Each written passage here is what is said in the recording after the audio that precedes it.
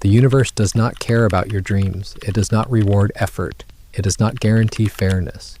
The sooner you accept that, the more dangerous you become. Every morning, the weight is there before you open your eyes. You don't choose it. It simply arrives, the same as yesterday, the same as the day before. An immovable thing, heavy, familiar, indifferent to whether you slept, whether you grieved, whether you hoped. Sisyphus knew this weight. He was given it as a punishment. The gods believed that an eternity of repetition, of futile effort with no arrival, no reward, would break a man. They underestimated something. Albert Camus, a thinker who wrote In the Shadow of World War and Absurdity, looked at that myth and saw not a cautionary tale, but a portrait of the only honest life. A life where you stop negotiating with the universe for meaning and simply push, not because the summit exists, not because it gets easier, but because the pushing is you.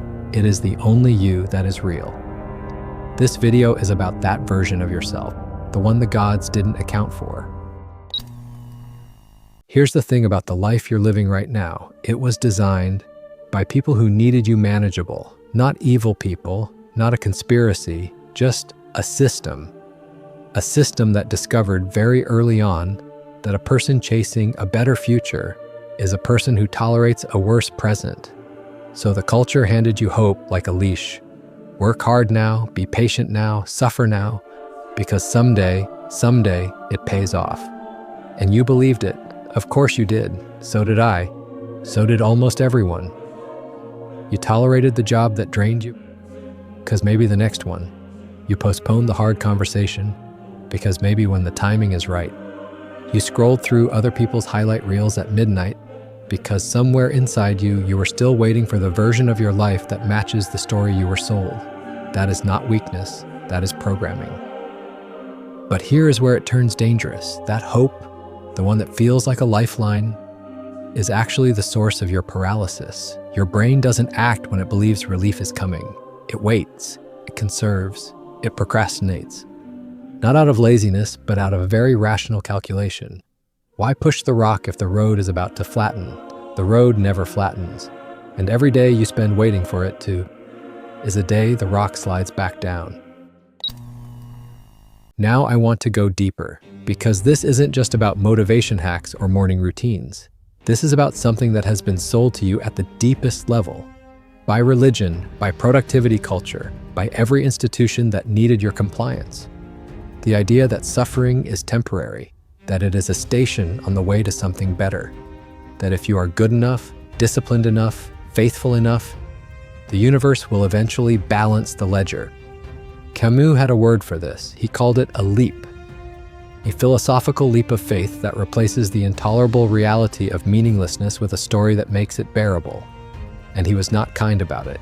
He said that this leap, however comforting, was a form of intellectual dishonesty, a way of refusing to look directly at what is actually true.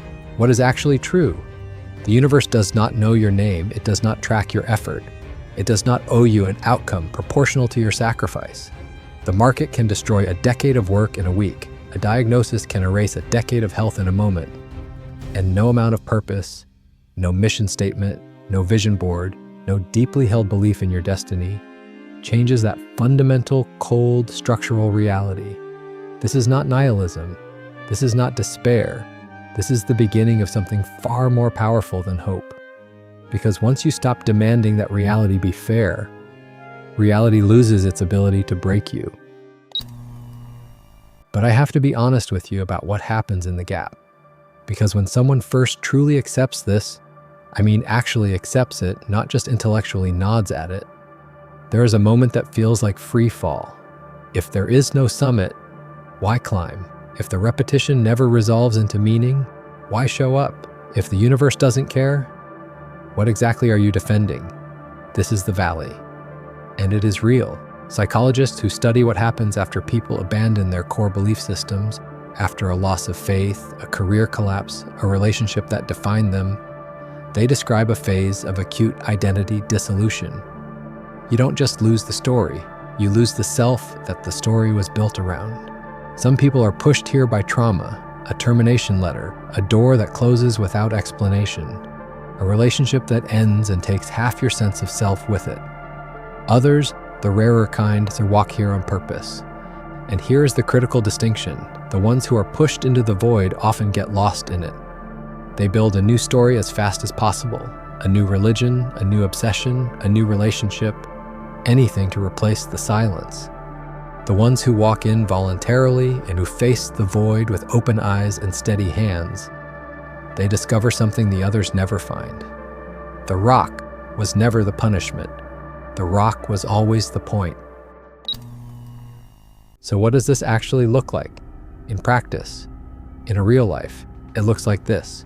You wake up at 5 a.m. Not because you're inspired, not because a podcast told you that champions rise before the sun. You wake up because it is the next movement in a sequence, and the sequence does not require your approval. You train when you don't want to train. You write when the words feel wrong. You show up to the work when the work gives you nothing back. No dopamine hit, no visible progress, no external validation. Not because you are punishing yourself, not because you are numb, because you have made a decision, a cold, clear-eyed, almost mechanical decision, that the repetition itself is the thing. That the discipline does not exist to deliver you somewhere. The discipline is the destination. This is what I call the absurd operator, not the motivated person, not the person fueled by passion or purpose or the fear of regret. The absurd operator has stripped all of that away, and what remains is something far more durable. Pure, deliberate action in the full knowledge that it may never be rewarded. This is not a person who never struggles. It is a person for whom the struggle has lost its leverage. Pain cannot threaten someone who has already decided to push regardless. Monotony cannot defeat someone who has stopped waiting for it to end. Camus wrote that one must imagine Sisyphus happy. And the happiness is not naive. It is not optimism. It is the particular and devastating satisfaction of a person who has refused to be broken by the one thing designed to break them. The endlessness of it all. The gods gave Sisyphus an eternity of futility as punishment. He turned it into mastery.